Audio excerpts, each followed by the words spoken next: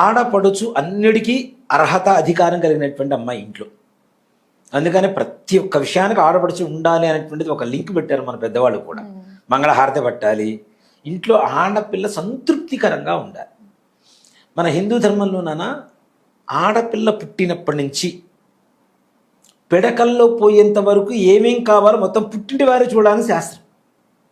అత్తింటికి పెళ్లి చేసి పంపించినా ఆడపిల్ల పెట్టుకున్నటువంటి కుంకుమ బొట్టు దగ్గర నుంచి, కట్టుకునే వస్త్రాల దగ్గర నుంచి, పెట్టుకునే పుష్పాల దగ్గర నుంచి అన్నీ కూడాను పుట్టింటి వారే ఇవ్వాలి. ఎప్పుడు కూడా పుట్టింటి వారు మేము నీకు తోడుగా ఉన్నామని చెప్పడం కోసం, ఒక సపోర్ట్ కోసం. అందుకని వడి బియ్యం పోయడం కానివ్వండి, ఇవన్నీ కూడా చేస్తుంటారు.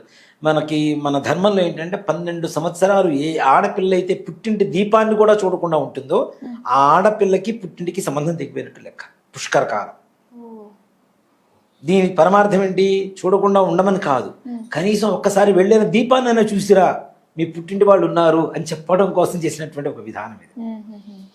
అందుకనే ప్రతి కార్యానికి ఆడపిల్ల ఉండాలి.